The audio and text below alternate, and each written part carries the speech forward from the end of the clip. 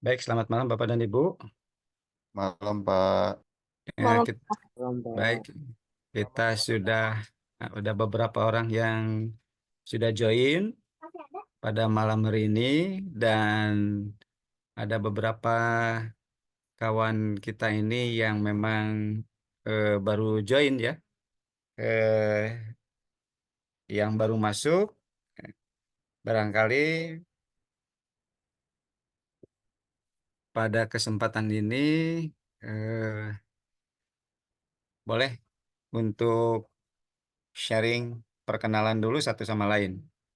Baik, Bapak dan Ibu, pada kesempatan ini sambil di dalam perjalanannya itu memperkenalkan satu sama lain, saya perkenalkan dulu nama saya Rohyan Sosyadi sebagai koordinator di dalam program perkuliahan akselerasi kelas profesional ya atau kelas karyawan.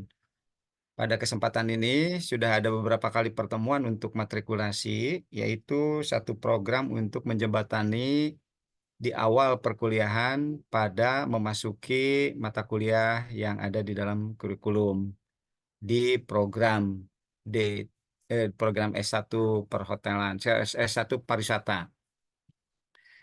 Eh,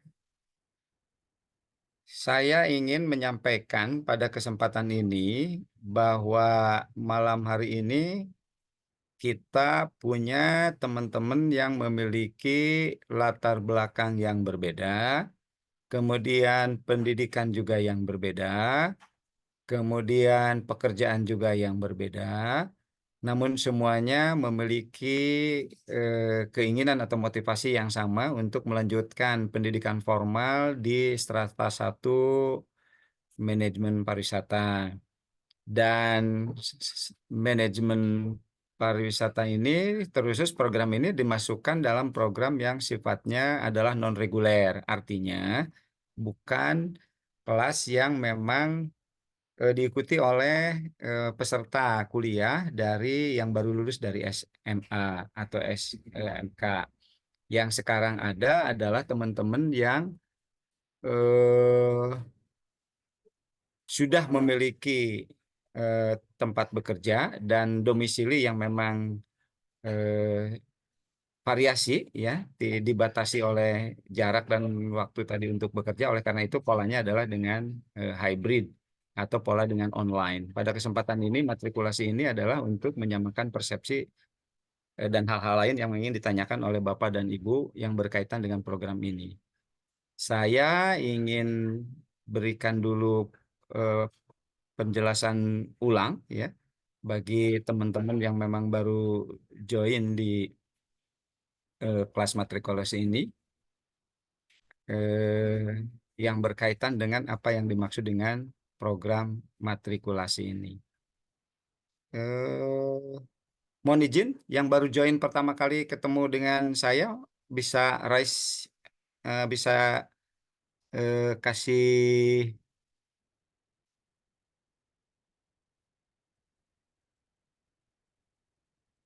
kode Bapak dan Ibu, bisa kasih unjuk atau angkat tangan Bapak dan Ibu. Yang saya tahu Pak Gaos ya, kalau tidak salah. Pak Gaos, selamat malam.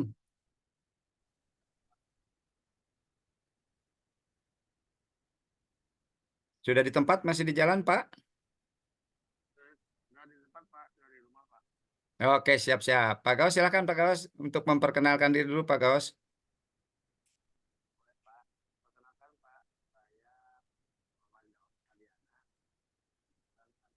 Suaranya Pak Gaos bisa sedikit ini kurang besar.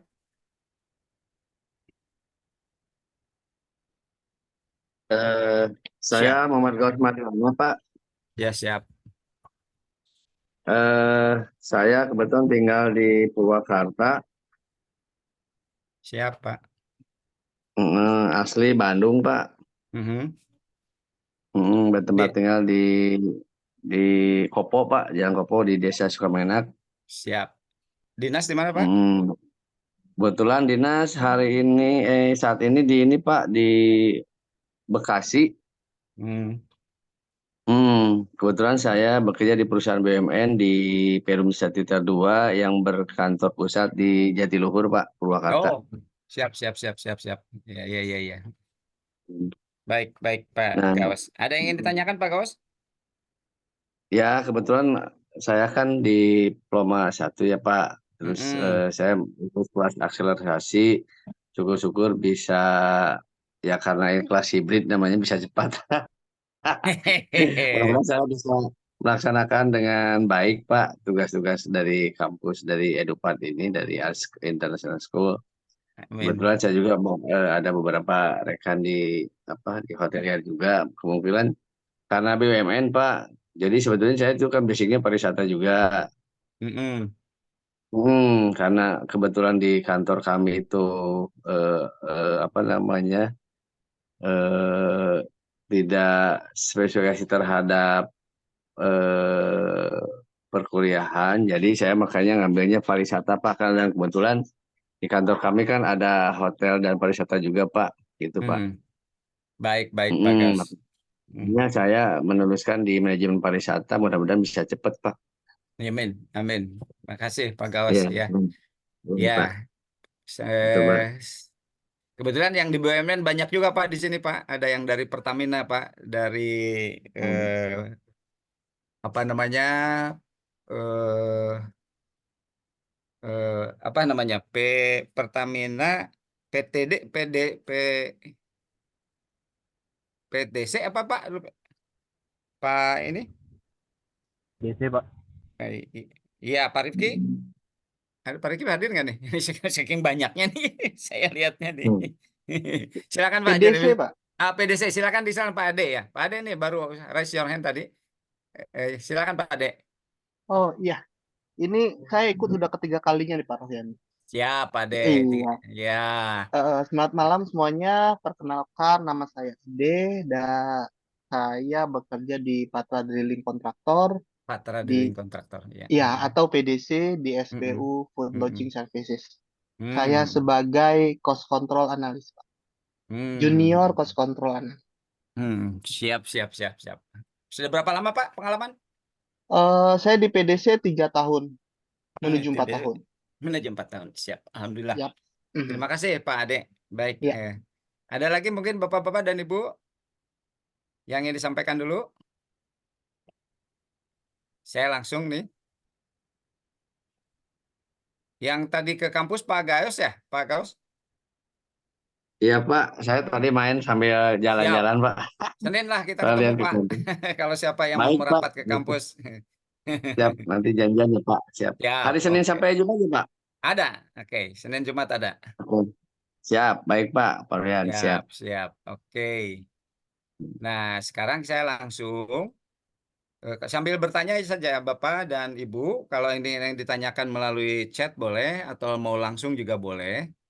Silakan. Saya ingin menyampaikan dulu mengenai apa yang disebut dengan matrikulasi ini secara ini terutama teman-teman yang baru join.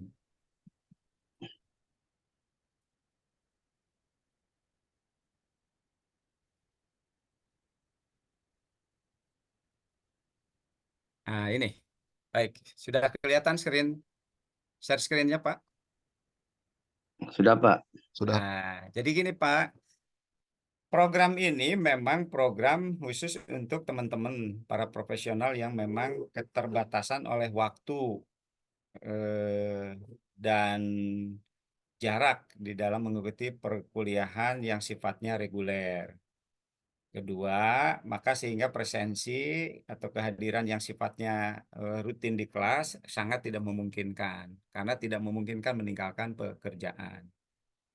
Oleh karena itu, sebetulnya Bapak dan Ibu ini adalah secara capaian pembelajaran strata 1 ini, ya jadi di sarjana S1 ini, bahkan mungkin ada yang sudah S2, secara kualifikasi itu sudah memenuhi syarat. Namun kan di Indonesia itu harus ada bukti ya administratif atau bukti formal untuk menyatakan bahwa kita memiliki kapabilitas seperti itu, selain uji kompetensi. Kalau uji kompetensi kan sifatnya sertifikasi. Tetapi kalau pendidikan formal betul-betul adalah pendidikan akademik yang memang tercatat dari Dikti. Jadi oleh karena itu mau tidak mau memang harus ditempuh karena kesetaraan profesi kompetensi melalui asesmen itu memang masih belum bisa diakui sebagai kualifikasi pendidikan formal di strata 1 atau S1 maupun di S2. Oleh karena itu mau tidak mau harus mengikuti program pendidikan akademik secara formal. Pendidikan akademik itu memang ciri khasnya adalah memiliki pendekatan pengajaran, ya, kemudian adalah penelitian, ya, riset melalui metodologi ilmiah. Kemudian yang terakhir adalah pengabdian masyarakat. Pengabdian masyarakat dengan bekerja Bapak dan Ibu di tempat kerja sebetulnya sudah terjadi interaksi dengan masyarakat dan memberikan kontribusi kepada masyarakat. Kemudian dari sisi pengajaran, dari pengalaman Bapak dan Ibu, pengajaran itu atau ilmu pengetahuan atau konsep-konsep sudah relatif dimiliki yang related kepada bidang Bapak dan Ibu di dunia pariwisata atau di hospitality. Namun penyampaian yang harus kita sajikan kepada pihak lain harus melakukan satu kaidah-kaidah ilmiah. Apa yang disebut dengan kaidah ilmiah yaitu adalah menyampaikan tentang situasi, kondisi, atau masalah itu berdasarkan pendekatan-pendekatan yang rasional, objektif, berbasis data, dan disajikannya adalah secara sistematis, secara runut, ya, dari sifat penyampaian deduktif dan juga dengan sifat penyampaian induktif. Dari hal yang kecil kepada yang besar, dari yang besar, dari yang makro kepada yang khusus. Nah, itu dengan ada yang disebut dengan alat yang disebut dengan metodologi penelitian atau metodologi ilmiah. Nah, karena latar belakang Bapak dan Ibu pengalamannya yang pengalaman pendidikan, persepsi, dan lain sebagainya berbeda, maka untuk masuk di dalam program perkuliahan sarjana manajemen pariwisata di Ars International School ini, kita mencoba untuk bisa menyamakan persepsi dengan atau apa yang disebut dengan program matrikulasi untuk menyamakan persepsi sebelum masuk kepada pembahasan mata kuliah yang akan kita pelajari berdasarkan kurikulum di Ars International School. Nah, itu pentingnya bahwa matrikulasi itu. Tentu di dalam tujuan daripada atau secara konsep dulu lah, matrikulasi ini adalah program sebagai penyesuaian cara dan model pembelajaran atau mengikuti perkuliahan peserta kuliah atau mahasiswa agar tidak terlalu jauh kesenjangan antara pengalaman dan latar belakang pendidikan yang dimiliki oleh masing-masing dengan apa yang akan dicapai di dalam program kurikulum perkuliahan sarjana S1.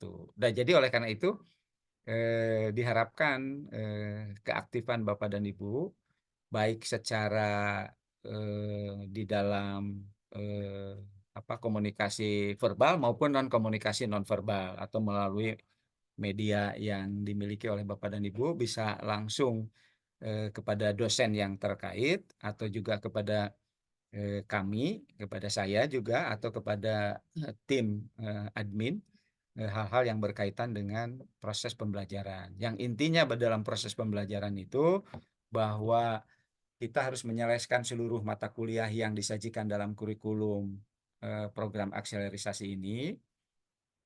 Kemudian yang kedua, Bapak dan Ibu bisa menyelesaikan tugas akhir atau penelitian akhir yang disebut dengan skripsi. Kemudian disidangkan, diujikan oleh para penguji, kemudian nanti diwisuda dan mendapatkan ijazah dari Dikti berdasarkan PIN yang dikeluarkan oleh Dikti. Nah, S1 ini sebagai ketentuan formal di Dikti ini, mata kuliahnya itu harus paling minim itu diselesaikan adalah 3,5 tahun untuk teman-teman yang memang dari latar belakang SMA. Adapun teman-teman yang dari jenjang D3 bisa diselesaikan untuk 4 semester. Itu bisa selesai kurang lebih 2 tahun. Namun di dalam pelaksanaannya Bapak dan Ibu bisa menyelesaikan proses kegiatan belajar mengajar itu lebih cepat kemudian melakukan sidang dan penelitiannya juga lebih cepat, tetapi tetap PIN atau penomoran yang dikeluarkan ijazah dari Dikti harus sesuai dengan ketentuan masa studi di ketetapan minimum di Dikti. Barangkali itu yang perlu dipahami. Kalau nanti ada hal yang ingin tanyakan boleh disampaikan. Jadi kita bagaimana mensiasati di dalam kegiatan belajar mengajar itu efektif, efisien, dan mengikuti seluruh mata kuliah yang ditetapkan oleh kurikulum.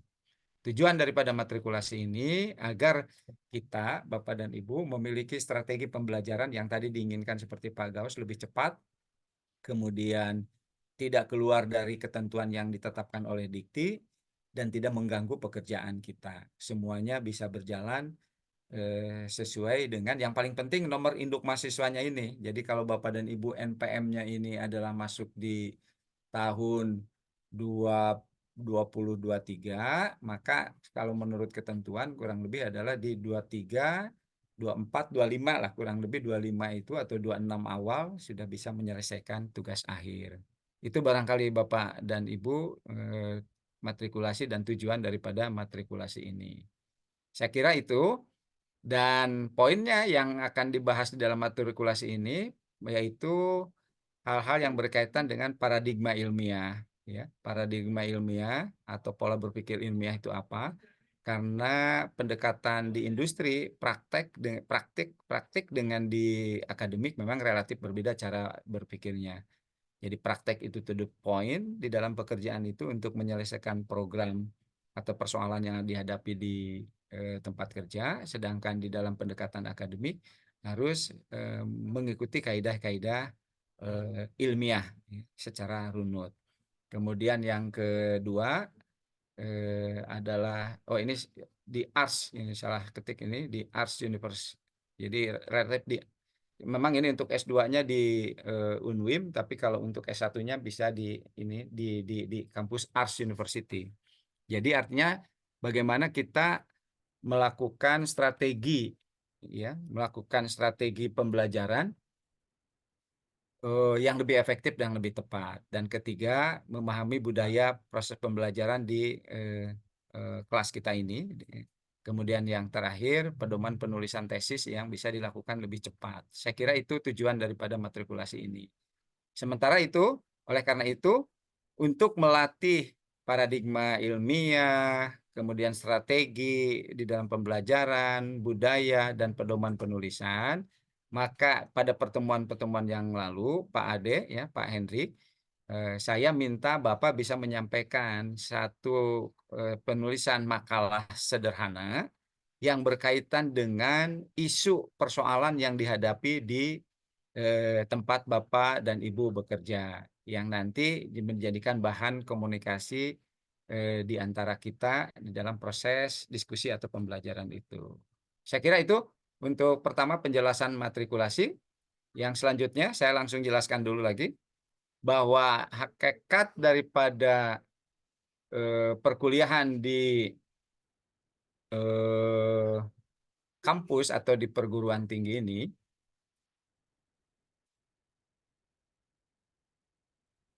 sebentar, saya ingin ini kan slide yang kedua.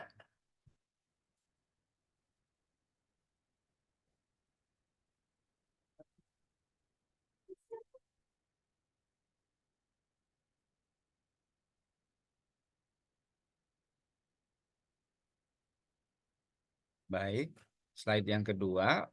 Pada dasarnya di dalam perkuliahan di perguruan tinggi ini, ya, ada aspek-aspek yang memang harus kita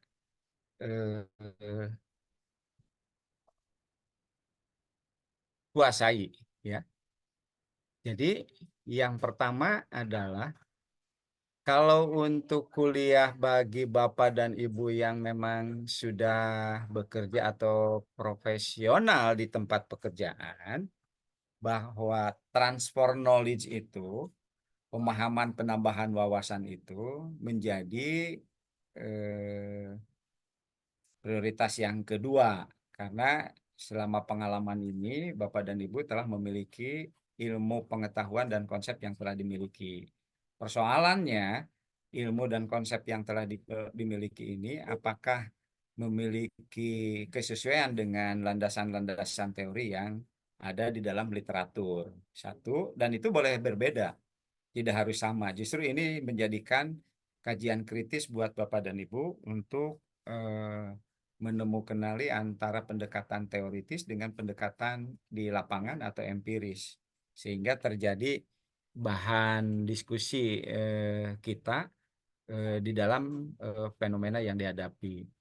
Nah, hakikatnya kuliah di perguruan tinggi ini bukan hanya mendapatkan pengetahuan, tetapi yang intinya hakikatnya kita bisa memiliki cara komunikasi yang lebih terstruktur, cara komunikasi yang lebih rapi, cara komunikasi yang lebih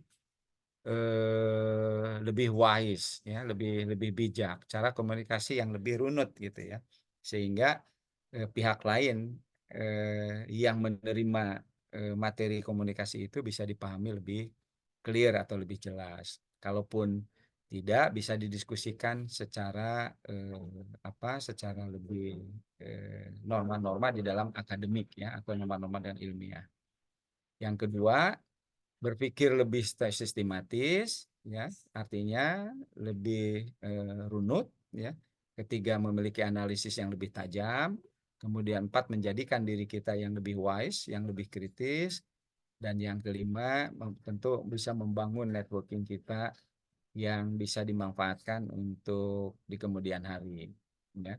Oleh karena itu, komunikasi terstruktur itu harus terjadi interaksi dua arah, di mana kelas itu mendorong di antara kita yang jadi santai saja, ya, tidak terlampau formal, tetapi kalau ada persoalan-persoalan yang memang dihadapi di pengalaman Bapak dan Ibu, itu yang bisa didiskusikan di kelas ini, sehingga narasumber atau fasilitator atau juga teman-teman yang lain bisa bisa berbagi pengalaman dan bisa menjadikan pengayaan buat pengalaman Bapak dan Ibu. Sementara itu dulu, Bapak dan Ibu, kalau ada hal yang ingin disampaikan, silakan. Kalau ada masukan-masukan, sambil saya kebetulan ini baterai saya agak sedikit low, mungkin saya akan sambil ngecat. Mohon nanti bisa diisi di chat atau siapkan untuk pertanyaan-pertanyaan yang berkaitan dengan apa yang ingin ditanyakan oleh Bapak dan Ibu. Mohon izin sekali lagi untuk mengambil kabelnya dulu sebentar. Ini nyala listriknya kemana ya?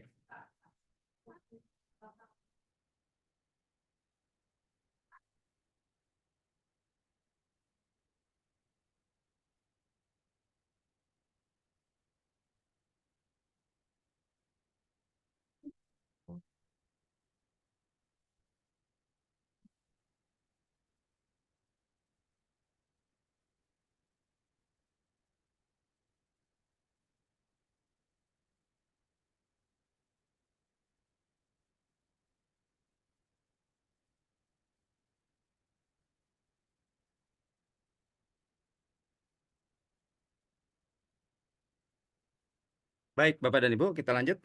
Mohon maaf, terganggu. Suara saya terdengar? Terdengar, Pak. Baik. Jadi komunikasi, saya lanjut. Adanya diskusi tadi interaktif antara narasumber atau fasilitator dengan peserta. Yang kedua adalah dosen itu berperan hanya sebagai fasilitator, tidak jadi konsep teacher center learning atau proses pembelajaran itu terpusat kepada narasumber, kepada dosen atau kepada guru. Sekarang beralih menjadi student center learning. Di dalam materi komunikasi ini, apa yang saya sampaikan ini tidak bermaksud untuk menggurui, mengajarkan kepada Bapak dan Ibu, tetapi juga bisa berbagi pengalaman, karena suatu saat atau mungkin kita juga sekarang berperan sebagai narasumber yang untuk memberikan pencerahan atau memberikan pelatihan kepada subordinate atau kepada staff yang ada di tempat kita, sehingga pemahaman-pemahaman atau pengalaman-pengalaman ini bisa diterapkan dan bisa berbagi satu sama lain. Saya ulangi lagi, jadi orientasi pembelajaran yang lama itu adalah student center learning, sekarang beralih menjadi dulu yang teacher center learning, terbalik. Yang dulu adalah teacher center learning, sekarang beralih kepada student center learning. Kenapa demikian? Karena seluruh media, fasilitas di dalam proses pembelajaran sekarang sudah ada di genggaman tangan. Jadi memungkinkan bahwa siapapun juga bisa lebih cepat, lebih mendapatkan informasinya, lebih update, dan memungkinkan setiap orang bisa lebih maju atau lebih pintar atau lebih cerdas ya, atau lebih smart lagi. Tidak sifatnya adalah secara massal atau secara kolektif, tetapi setiap individu bisa melakukan percepatan dengan kemampuan masing-masing. Kedua, komunikasi kita ini juga sudah menggunakan media komunikasi yang lebih berkembang, yang lebih maju, dan terjadi satu pertumbuhan atau percepatan komunikasi yang lebih ekstrim lagi, yang lebih maju lagi. Kemudian yang berikutnya, bahwa ciri khas daripada proses perkuliahan sebagai mahasiswa di tingkat akademik ini, berpikirnya lebih sistematis, tidak menggunakan emosional, tetapi menggunakan rasional, berdasarkan data dan fakta, kemudian diolah menjadikan sebuah informasi, kemudian diolah menjadi analisis yang lebih kritis, sehingga mendapatkan suatu alternatif pilihan di dalam mendapatkan suatu keputusan. Jadi proses berpikir di dalam mengamati fenomena yang nampak, diidentifikasi, kemudian dianalisis, kemudian dipilih keputusan mana yang paling tepat. Keputusan yang paling tepat itu ditentukan oleh seberapa banyak database yang kita miliki di dalam pemikiran kita ini. Database yang melalui pendidikan formal maupun database yang melalui pengalaman itu menjadikan satu aset di dalam database kita ini sehingga kita bisa mengambil keputusan yang lebih tepat di dalam menghadapi persoalan yang dihadapi. Itu yang dimaksud dengan berpikir lebih sistematis, ya, lebih kritis lagi. Kemudian tadi analisis lebih dalam, kemudian yang berikutnya yang ketiga adalah analisis lebih dalam, jadi lebih sensitif.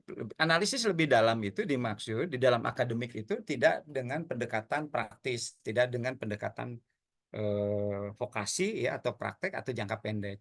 Tetapi analisis lebih mendalam ini bisa memprediksi kemungkinan-kemungkinan di masa yang akan datang berdasarkan ketajaman mengidentifikasi data dan fakta, mengolah analisis lebih tajam, maka bisa diproyeksikan apa yang akan terjadi di masa yang akan datang. Itu yang kita harapkan, sehingga memiliki kemampuan di dalam merespon perubahan yang ada di lingkungan sekitar lebih cepat dan lebih tepat. Yang berikutnya adalah ciri khas yang keempat, bahwa harus lebih wise, harus lebih spesifik ya di dalam menyoroti persoalan yang ada. Oleh karena itu saya berikan tugas kepada Bapak dan Ibu untuk menyampaikan sebuah makalah yang berkaitan dengan fenomena yang dihadapi di organisasi, maka kita soroti dari kacamata manajemen bahwa persoalan itu bisa dinilai tepat, baik atau tidak, ataupun tidak bisa diidentifikasi persoalan-persoalan apa yang dihadapi oleh organisasi itu. Dan yang terakhir, kita coba untuk membangun jaringan pertemanan, karena teman-teman yang di sini kurang lebih sekitar 35 di dalam batch 2 ini. Kemudian di batch 1 itu ada 27, ya, ada praktisi, ada akademisi, ada juga politisi, yang semuanya menginduk kepada kajian program studi manajemen. Hanya saja karena mayoritas ini adalah dari pariwisata dan hospitality, ya, itulah objek manajemennya ini disoroti kepada hospitality atau pariwisata. Yang pada dasarnya sebetulnya hampir seluruh aspek unsur-unsur hospitality itu adalah ada di dalam bidang kegiatan organisasi. Itulah barangkali Bapak dan Ibu, sekali lagi, tidak hanya sekadar untuk menjadi pintar, tidak hanya sekadar untuk karir, tidak hanya untuk sekadar mendapatkan pekerjaan, tetapi seyogianya bahwa pembelajaran di akademik di strata 1 atau nanti strata 2 itu, atau bahkan lebih jauh lagi di strata 3 ini, ada 5 aspek yang menjadikan pesan di dalam diri kita ini, agar diri kita mendapatkan satu kesadaran bahwa di dalam komunikasi itu lebih cantik lagi, lebih terstruktur, kemudian berpikirnya lebih sistematis, kemudian di dalam analisisnya lebih peka, kemudian juga memiliki pandangan yang lebih bijak antara persoalan-persoalan yang dihadapi, antara kondisi ideal dan kondisi yang ada di lapangan, dan yang terakhir tentu kita bisa memberikan manfaat dengan orang yang lebih luas lagi dalam rangka membangun jaringan pertemanan atau relationship di antara kita. Itu mohon maaf sekali lagi Bapak dan Ibu, saya yakin Bapak-Bapak dan Ibu sudah memiliki pengalaman yang cukup memadai, sehingga saya ingin menyampaikan bahwa intinya bahwa di dalam program perkuliahan itu bukan hanya sekadar lulus, bukan hanya sekadar mendapatkan ijazah, tetapi bagaimana membangun nilai-nilai yang ada di dalam diri kita itu menjadi pribadi yang tadi memiliki 5 aspek yang melekat dalam diri kita ini. Sehingga kita bisa diterima dimanapun kita berada. Jadi tujuan belajar itu diawali dari learning to know, learning to do, learning to be as a person professional, dan learn how to engage with among around people. Bagaimana kita bisa bekerja, bagaimana bisa hidup, bagaimana bisa ini di lingkungan orang-orang yang berbeda ya dengan di antara kita. Saya kira itu Bapak dan Ibu. Oleh karena itu pada sesi yang akan datang saya berharap bahwa mencoba tentang mempraktekkan nilai-nilai atau aspek yang tadi itu dengan menyajikan satu isu persoalan yang dihadapi atau yang ditemui oleh Bapak dan Ibu di lapangan. Bapak dan Ibu, demikian yang bisa saya sampaikan. Selanjutnya kami persilahkan respon dan tanggapan dari Bapak dan Ibu yang berkaitan dari isu matrikulasi, dan yang kedua esensi daripada perkuliahan di akademik ya. Kemudian pertemuan ini ya, atau di dalam proses pembelajaran ini bagaimana kita melakukan proses pembelajaran secara efektif, efisien, dan memang produktif, yang intinya lebih cepat ya kita bisa menyelesaikan program ini. Please, komen dan respon dari Bapak dan Ibu, silakan.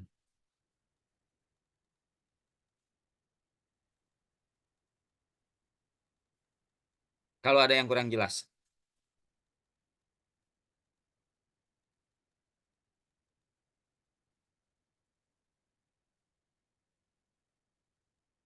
Oke. Silakan Bapak dan Ibu. Boleh di chat, boleh juga di langsung.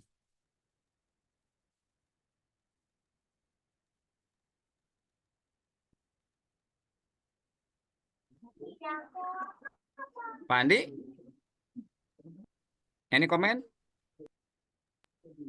Kalau untuk saya Pak cukup Pak. Mungkin saya tuh memang sekarang lagi coba buat eh, sedikit makalah yang simpel yang tadi kata Bapak infokan. Eh, Saya catat ya. lebih ke memang eh, lebih ke memang saya tuh lagi mau coba, sudah dapat judul Pak untuk rencana makalah saya. Rencananya saya makalah yang pertama itu lebih ke pengertian dan karakteristik di industri perhotelan, Pak, rencananya itu. Karena menurut saya eh, masih banyak tamu-tamu yang memang belum bisa mengklasifikasikan suatu hotel, Pak, gitu. Jadi anggapannya apa ya? Ini mohon maaf ya, Pak. Untuk semuanya mohon maaf karena memang saya di perhotelan, jadi ngambil makalahnya lebih ke perhotelan. Jadi banyak tamu-tamu itu yang salah mengira Pak tentang klasifikasi bintang seperti itu Pak. Baik, baik sudah ditangkap Pak Andi. Oleh karena itu Iya, kami persilahkan Pak Andi. Jadi judulnya itu adalah karakteristik industri perhotelan. Barangkali itu ya. Nanti dibahas mengenai persoalan-persoalan iya itu di betul dalam Pak. makalah Bapak dan Ibu. Silakan. Oke, udah saya catat nih. Bu Nadel untuk dicatat nih. The next Oke. week, minggu yang akan datang Bapak bisa presentasi? Eh, diusahakan Pak, saya coba Ya, beresin dulu Pak ya. makalannya. Silakan. Saya catat nih Pak Andi. Yang kedua Pak Hendrik. Pak Hendrik, bagaimana perkembangannya silakan. Selamat malam Pak Royan. Malam, siap Pak Hendrik. Ya, masih lagi di bab 2 Pak. Lagi Siap. mengerjakan ini isinya. Siap, oke. Jangan terlampau perfect Pak ya. Yang penting show must go on sehingga kita bisa diskusi yang paling penting ya. Baik Pak, memang Oke. mohon maaf saya lagi cuti soalnya terus ada Oh, banyak siap. banyak kegiatan keluar daerah juga karena ada Oke. keperluan keluarga jadi agak terlambat Siap, sedikit. oke. No problem. Oke. Pak Hendrik, Baik, jadi Pak. 2 nih ya. The next Ya. siapa kira-kira Bapak dan Ibu? Silakan. Udah ada 2 Pak Andi dengan Pak Hendrik nih ya. Oke, Bapak dan Ibu silakan kalau ada yang lain. Satu variabel aja dulu yang paling satu variabel itu artinya kayak tadi karakteristik industri perhotelan. Jadi berarti kan ada persoalan dengan judul itu atau dengan topik itu yang dihadapi oleh Pak Andi. Nanti Pak Andi akan memaparkan berbagi dengan kita sehingga kita bisa berbagi pandangan mungkin yang berkaitan dengan variabel karakteristik dunia perhotelan ya. Itu bagus sekali itu. Bagus sekali karena masih punya persepsi yang tidak sama atau persepsi yang lain-lain. Oke, selanjutnya silakan yang lain masih ada yang ingin ditanyakan, diskusikan.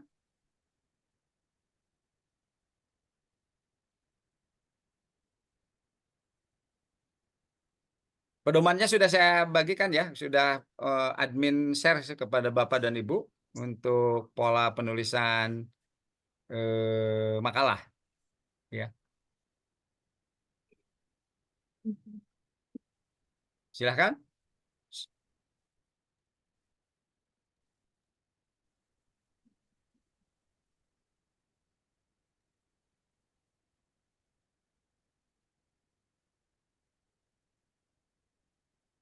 Pak Salman hadir, Pak Salman join? Nggak ada. Hadir pada Oh, hadir, silakan. siap. Oh, silakan. Banyak yang hadir ya. Minggu depan udah siap untuk penyajian presentasi? Siap pada saya. Siap. Oke, berarti 3 Pak Bu Nadel, tolong dicatat. Pak Andi, Pak Hendrik, Pak Salman.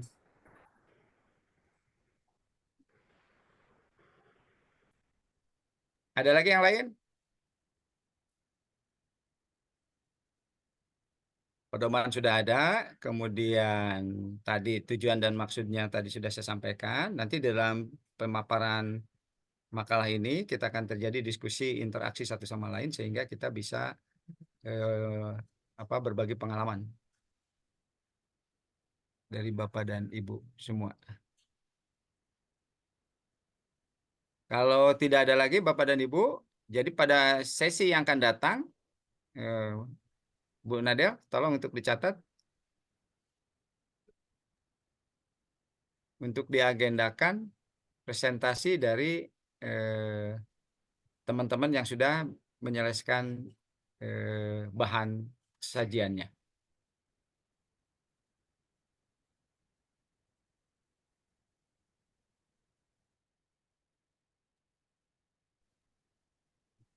Malam Pak Royan, Ya, Pak Rendi, sudah di tempat, Pak?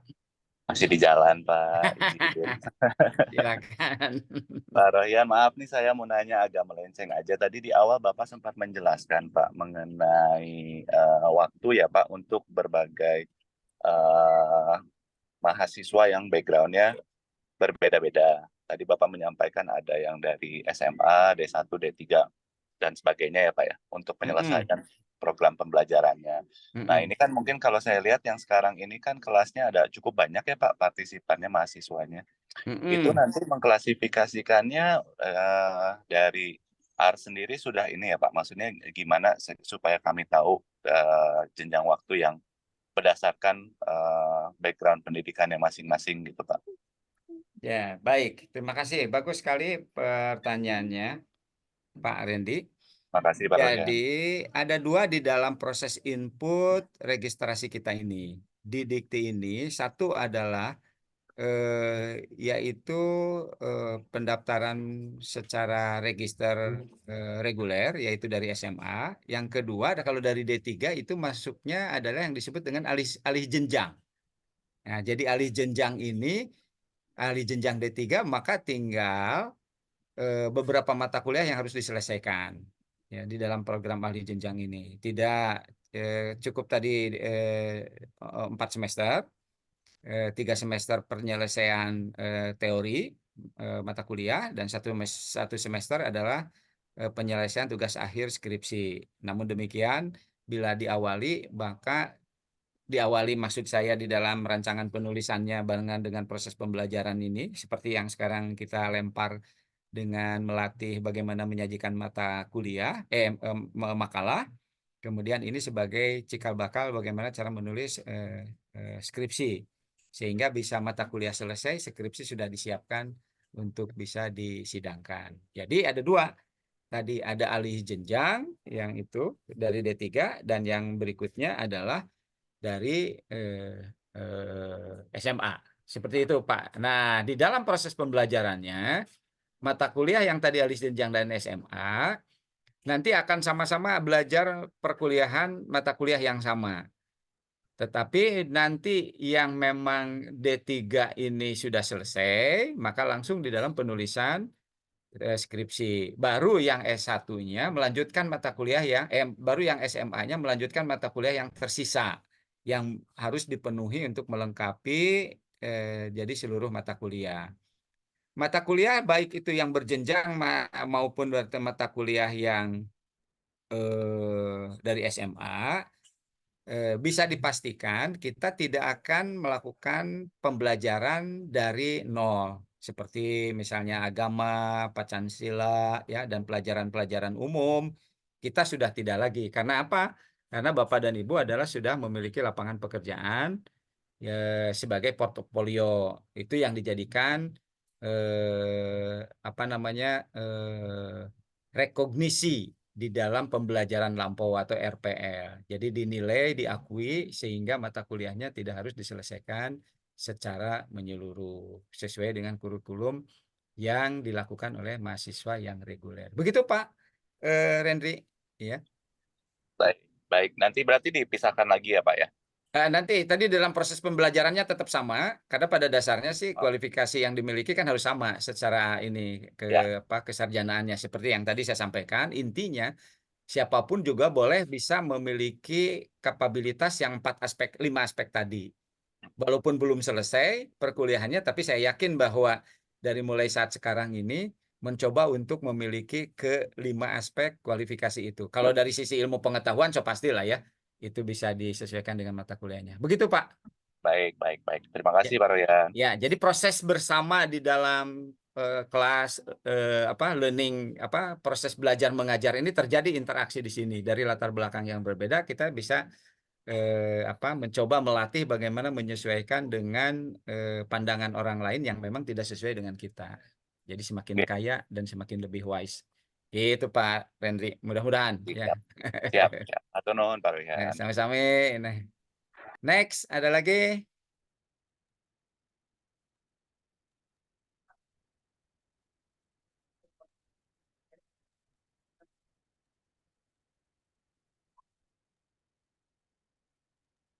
Oke, alhamdulillah ada 30 orang yang hadir, luar biasa. Totalnya ini adalah 35 di kelas kita ini, yang hadir adalah 30.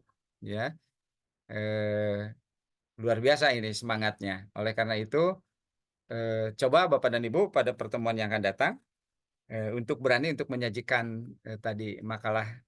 Jadi penyajian makalah itu semata-mata bukan tugas sebetulnya, tapi bagaimana untuk memvalidasi kemampuan kita di forum atau di kelas perkuliahan ini. Saya kira itu yang tujuan daripada proses penyajian atau matrikulasi ini. Baik, Bapak dan Ibu, kalau memang tidak ada lagi apa yang ingin ditanyakan, jangan ragu-ragu, baik bisa disampaikan secara lisan di sini atau secara tertulis chat di sini atau juga japri ke admin dan lain sebagainya. Yang paling penting bahwa lebih cepat lebih bagus, ya. Lebih apa namanya aspek-aspek yang 5 itu nanti lebih kaya, lebih lebih mantap dalam diri kita ini lebih bagus sehingga kesananya itu akan lebih mudah untuk menghadapi persoalan-persoalan, terutama tadi di dalam menghadapi skripsi ya, penulisan ini, penulisan karya ilmiah. Kalau memang dirasakan cukup dan tidak ada lagi, masih ada dilanjut pada pertemuan yang akan datang. Saya cukupkan sekian pertemuan malam hari ini. Terlebih dan kurang di dalam penyampaian mohon dimaafkan. Dan Assalamualaikum warahmatullahi wabarakatuh. Bapak dan Ibu, selamat malam. Waalaikumsalam. Waalaikumsalam. Waalaikumsalam warahmatullahi Matur nuwun Pak wabarakatuh. Rohyan. Ya,